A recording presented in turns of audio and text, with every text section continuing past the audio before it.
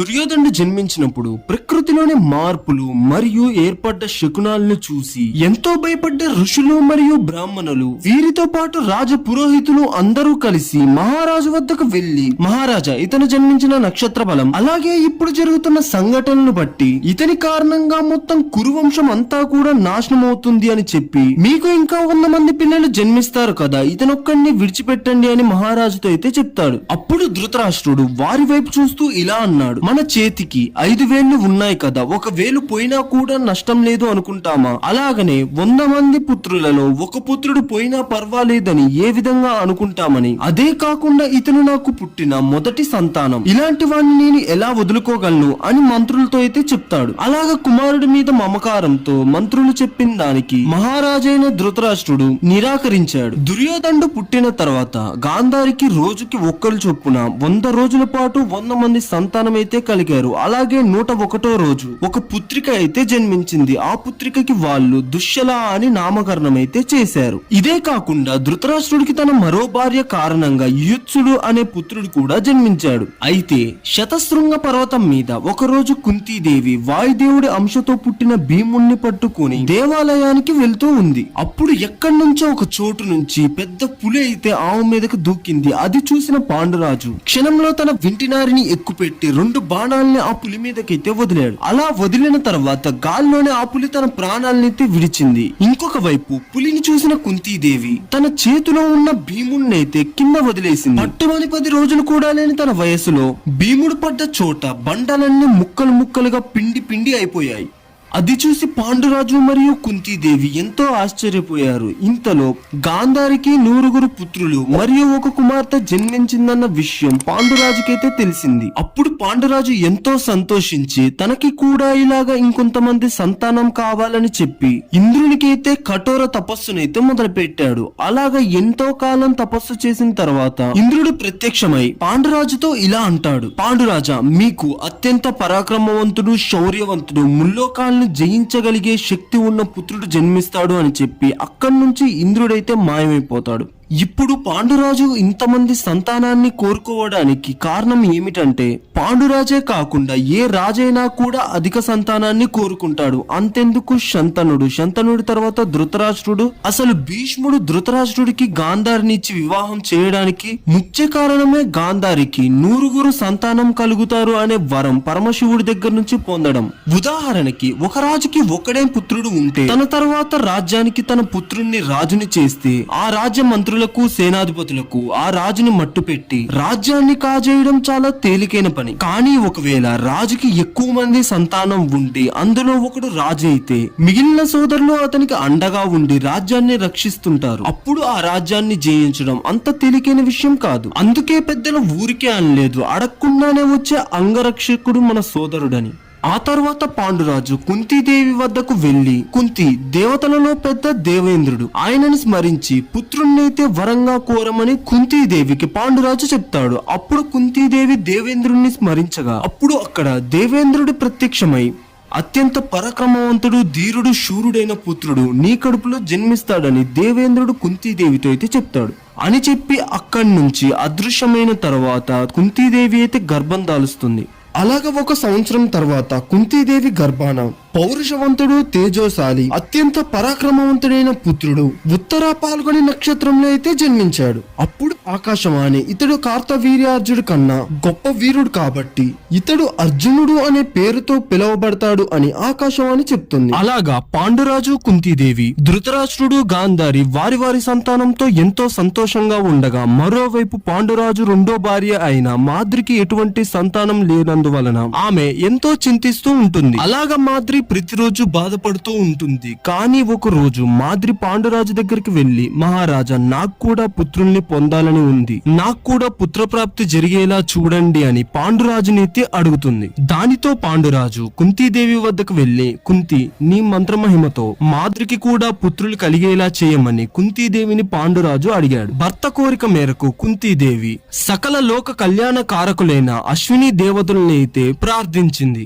వారి కారణంగా మాద్రి గర్భ గర్భం దాల్చి 2 పుత్రులకైతే జన్మనిచ్చింది. అదే సమయానికి ఆకాశమంతా కూడా ఉరుములు మెరుపులతో దద్దరిల్లిపోయింది. అప్పుడు ఆకాశవాణి ఆ 2 పుత్రులకి నకులుడు మరియు సహదేవుడు అని నామకరణం చేసింది. తన సోదరి అయిన కుంతీదేవికి సంతానం కలిగారు అని తెలిసి తన అన్న అయిన వసుదేవుడు, అంటే సాక్షాత్తు శ్రీకృష్ణుడి యొక్క తండ్రి, తన పురోహితుడైన కశ్యపుని ద్వారా కుంతీదేవికి ఎన్నో బహుమతులైతే పంపించాడు. ఇంతలో శరతృతువైతే వచ్చేసింది. అయితే పాండురాజు ముందట తన భార్య ఆకాశంలోని తార నేలకు దిగవచ్చిందా అన్నంత అనుమానం కలిగే విధంగా ఎంతో సౌందర్యంగా కనిపించింది. ఆ సమయంలో పాండురాజు ఋషులు ఇచ్చిన శాపాన్ని మరిచి తన 2వ భార్య అయిన మాద్రితో అయితే సంగమించాడు. ఆ తరువాత ముని ఇచ్చిన శాపం కారణంగా మరణించాడు. ఇదంతా చూసిన మాద్రి ఏం చేయాలో తెలియక భయంతో తన భర్త శవాన్ని పట్టుకొని ఎంతో బాధగా ఏడుస్తూ ఉంది. ఇంతలో కుటీరం బయట పూజకని పూలు కోస్తున్న కుంతీదేవికి కుటీరం లోపటి నుంచి ఏడుస్తూ పెద్దగా శబ్దాలైతే వినిపించాయి. కుంతీదేవి వెంటనే లోపలికి వెళ్లి చూసింది. భర్త శవం నేల మీద పడి ఉంది. ఆ పక్కనే మాద్రి ఏడుస్తూ ఉంది. దానితో కుంతీదేవికి విషయమంతా అర్థమైంది. దీనితో పాటు అరణ్యంలో ఉన్న మునులు కూడా అక్కడికి వచ్చారు. పాండురాజు శవాన్ని కాల్చడానికి చితిని ఏర్పరిచారు. అయితే పాండురాజుని కాల్చిన చితిలో కుంతీదేవి కూడా సహగమనం చేయాలని నిర్ణయించుకుంది. కానీ దానికి మాద్రి అడ్డుపడి, అక్క, నా నిర్లక్ష్యం వల్లే మన భర్త మరణించాడు. మునిశాపం తెలిసి కూడా అజాగ్రత్తగా ప్రవర్తించాను. ఇంత జాగ్రత్తగా లేని దాన్ని నేను మన పుత్రులను కాపాడలేను. నా పుత్రులను కూడా నువ్వు నీ కన్నబిడ్డల్లా చూస్తావనే నమ్మకం నాకు ఉంది. ఈ 5 పిల్లల్ని కూడా నువ్వే ఎంతో జాగ్రత్తగా పెంచాలి, కాపాడాలని చెప్పి ఒక్కసారిగా మాద్రి పాండురాజు కాలుతున్న చితిలోకైతే దూకింది. అలాగా ఆ మంటలలో మాద్రి ఆహుతి అయిపోయింది. మాద్రి కుంతీదేవి పైన పెట్టుకున్న నమ్మకాన్ని కుంతీదేవి నిలబెట్టుకుంది. తన జీవితంలో ఎప్పుడు తన పిల్లలకు మాద్రి పిల్లలకు భేదభావాలైతే చూపించలేదు. అందరికీ సమానమైన ప్రేమానురాగాల్ని పంచి పెంచి పెద్ద చేసింది. అందువలనే పంచ పాండవులు 5 జీవితాంతం ఒక చేతి వేలలాగే కలిసి ఉన్నారు. మునిశాపం వల్ల పాండురాజు మరణించాడు. పిల్లల బాధ్యతను తన మీద వేసి మాద్రి కూడా పాండురాజు చితిలోకి దూకి మరణించింది. దానితో ఏం చేయాలో తెలియక తన 5 పిల్లల్ని పట్టుకొని రోదిస్తున్న కుంతీదేవిని అక్కడ ఉన్న మునులు ఓదార్చారు. అప్పుడు అక్కడున్న మునులు కుంతీదేవితో ఇలా అన్నారు, అమ్మ, మీరు హస్తినాపురానికి వెళ్ళండి. మేము కూడా మీతో పాటే వచ్చి ధృతరాష్ట్ర మహారాజుకి మరియు భీష్ముడికి జరిగిన విషయాన్నంతా కూడా వివరించి చెప్తామని చెప్పారు. దానితో కుంతీదేవి తన 5 పిల్లలను తీసుకొని హస్తినాపురానికి అయితే బయలుదేరింది. పాండురాజు భార్య కుంతీదేవి తన 5 పిల్లలతో సహా హస్తినాపుర రాజ్యానికి వస్తుందని తెలిసి హస్తినాపుర రాజ్య ప్రజలందరూ వాళ్ళని చూడటానికి వీధుల మీదకు వచ్చి నిలబడ్డారు. అప్పటిదాకా అడవిలో పుట్టి పెరిగిన పాండవులు వారి కోసం ఎంతో ఆత్రంగా ఎదురు చూస్తున్న ఆ ప్రజలను చూసి మనసులో మాకంటూ ఒక కుటుంబం ఉంది అని అనుకున్నారు. అదే కాకుండా మాకు ఇంత పెద్ద కుటుంబం ఉందా, అదే కాకుండా మేము రాజకుటుంబీకులమా అని మనసులో ఆలోచిస్తూ ఎన్నో సందేహాలతో వారి పయనాన్నైతే సాగించారు. ఇంతలో వాళ్ళ కంటికి వారు నడుస్తున్న దారిలో ఉన్న ఇండ్లపై నుండి వెళ్లి ఆకాశాన్ని తాకుతున్న ఎత్తైన భవన శిఖరం ఒకటి కనిపించింది. అది మరేదో కాదు, హస్తినాపుర రాజభవనం.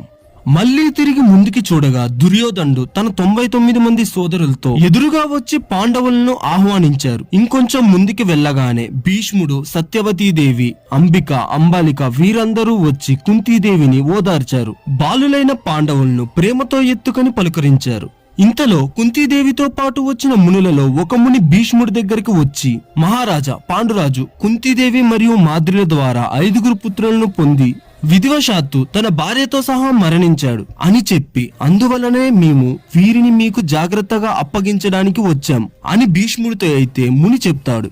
అలాగా కుంతీదేవిని పాండవుల్ని భీష్ముడికి అప్పగించి మునులు మళ్లీ తిరిగి అరణ్యానికైతే పయనమయ్యారు. ఆ తర్వాత భీష్ముడు కుంతీదేవిని మరియు 5 పిల్లల్ని రాజభవనానికైతే తీసుకుని వెళ్ళాడు. అప్పటి నుంచి పాండవులు కౌరవులు కలిసిమెలిసి రాజభవనంలోనే ఉంటున్నారు. ధృతరాష్ట్రుడు కూడా తన పిల్లలు మరియు తన తమ్ముడి పిల్లలు అనే భేదభావాలు లేకుండా అందరినీ సమానంగా చూస్తున్నాడు. అయితే ఓసారి వ్యాసుడు హస్తినాపురానికి వచ్చి తన తల్లి అయిన సత్యవతీ దేవితో, అమ్మ, కౌరవులు దుర్మార్గులు, వారి ఆగడాలు అవమానాలు మీరు భరించలేరు. ఇప్పటి నుంచి హస్తినాపురంలో ఎన్నో దుర్ఘటనలు చోటు చేసుకుంటాయి. అవి చూస్తూ మీరు సంతోషంగా ఉండలేరు. ఇక మీదట మీ పెద్దరికం ఇక్కడ చెల్లదు అని చెప్తాడు. కాబట్టి ఇక్కడి నుంచి వెళ్లి తపస్సుని ఆచరించండి అని సత్యవతీ దేవితో వ్యాసుడు చెప్తాడు. సత్యవతీ దేవి వ్యాసుడు చెప్పిన మాటలను విని తన కోడళ్ళు అయిన అంబికాని అంబాలికల్ని తీసుకొని అరణ్యానికి వెళ్లి తపస్సు చేసుకోవడం మొదలుపెట్టింది. అయితే దుర్యోధనుడు పుట్టినప్పటి నుంచి రాజ్యభోగాలు అన్ని అనుభవించుకుంటూ ఈ సంస్థానానికి నేనే మహారాజునే అని అనుకుంటున్న సమయంలో